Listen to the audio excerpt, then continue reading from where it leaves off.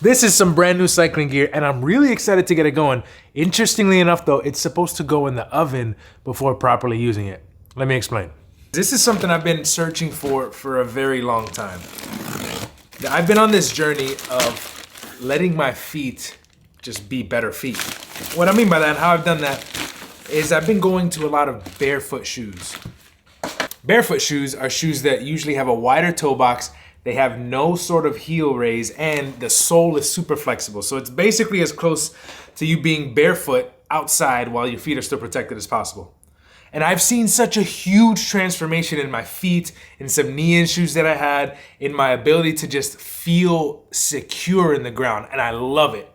And I've transitioned everything from just weightlifting, running, hunting and hiking, everything I've transitioned in my life to a barefoot shoe except cycling. I haven't found a shoe yet that I can actually go barefoot with. Everything, including super high-end things like this, it is supposedly a little wider, but after long days of bike packing or super long rides, I just found my feet hurt because they're used to being wide and spread, and then just being constricted for long periods of time really makes my feet hurt. Especially like the ride I just did where I rode 300 miles to get the world's best donuts, really had my feet hurting, and I actually still have a toe that's numb, like 2 or 3 weeks later that I gotta go get checked out. And I think it's because of being constricted for that long. But this is hopefully the answer. Whoa.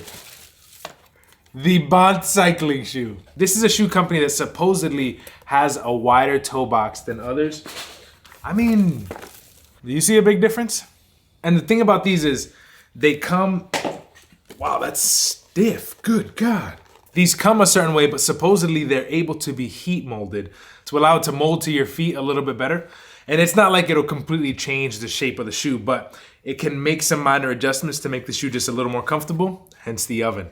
I was really hoping it would just be wider. Like, look, this is in a barefoot shoe. You see the big toe, how it basically goes straight. But I was hoping this would like continue straight all the way to allow, especially that big toe. That's usually where I feel it most, is when my big toe's cramped in for a while, now that I've gotten used to it being splayed out. Tama, what do you think? You think it looks wider? It does look a little wider, like overall looks wider. Let's see, let's put them on.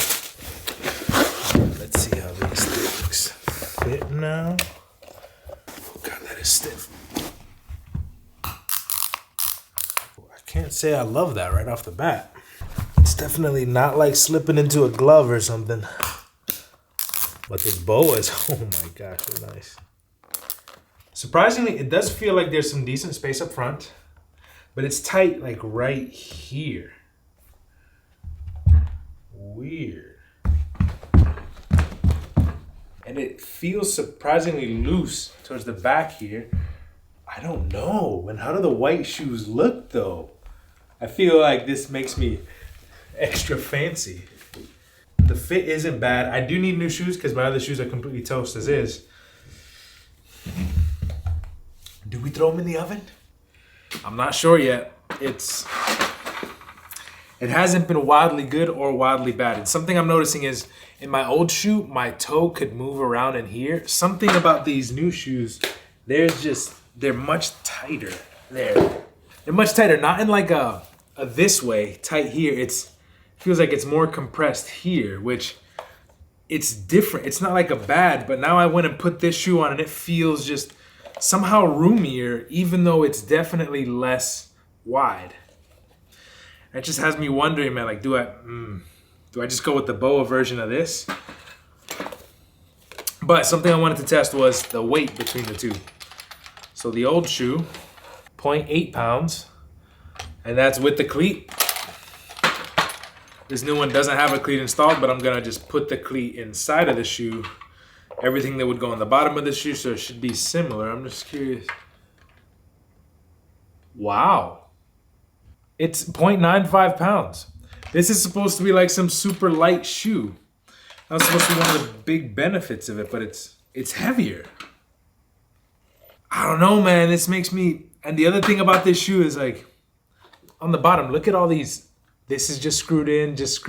I'm worried what those screws will do after a long while. And the bottom of this shoe is pretty wrecked, but there are no screws, and it just seems like This seems like you screwed on some stuff, like as an afterthought. This seems well intentionally developed from the Specialized. So I did not expect this to be like a comparison between Specialized and the Bont cycling shoe, but I'm not impressed. I'm just not impressed. I'm worried about using this long term.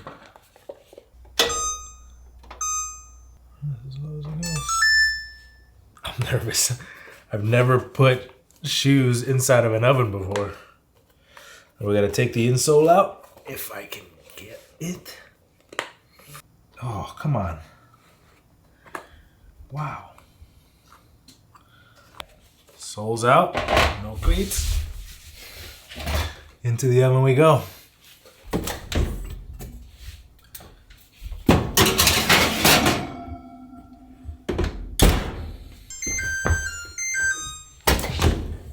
It's all baked.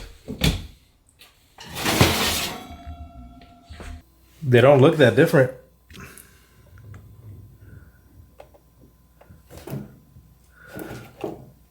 Okay, it definitely is warm though.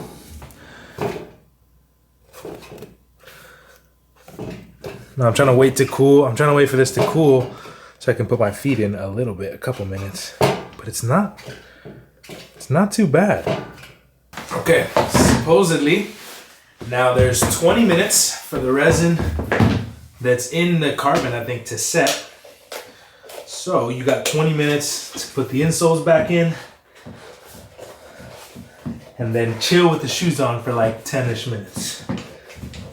But you can't walk around in the shoes because right now you risk then the carbon cracking. Weight on, but just don't walk around. Oh, that's nice and toasty. Oh, that feels so nice. Another interesting fact I learned while getting shoes one day, a while ago, man. This guy told me that your left foot is always a little bit bigger than your right foot.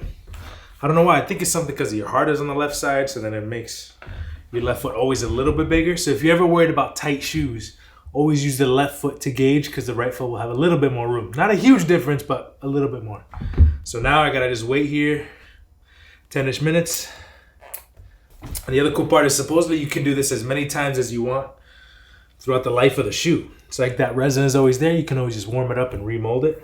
Supposedly you can take a screwdriver and like push on the inside when it's warm.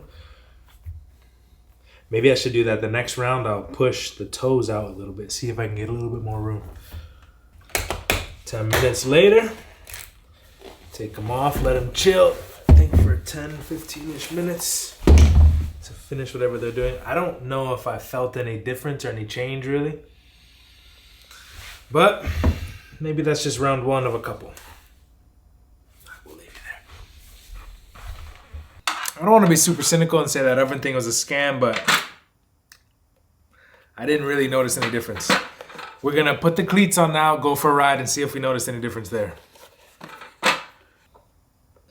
I hate when companies, I mean, I get you can't just have a crazy return policy and anyone can return everything, but this company's like, yeah, as soon as you put it in the oven or put the cleats on, you can't return it. And it's like, yo, how do you really test it out without at least putting, I get in the oven thing, whatever, fine. You don't need to put every shoe in the oven, but you have to ride this to know what it feels like. How are you going to penalize people for putting cleats on and going? Like, I don't know, I'd like to think if I had a company like this, then you'd have at least a partial return or something where then, you know, pay a restocking fee and you lose part of the money, but then have these as like a resale, closeout, whatever thing. Okay, cleats on. Now we're gonna put the helmet on and get on the bike and see what it feels like. It's different. I don't know if it's a good different. I mean, +1 that you got the white of the shoe matching the white of the bike. That's awesome. Besides that, yeah, it's not like some crazy comfortable shoe. That's surprising. The white on white looks so good. I can't stop looking at that. It just looks right.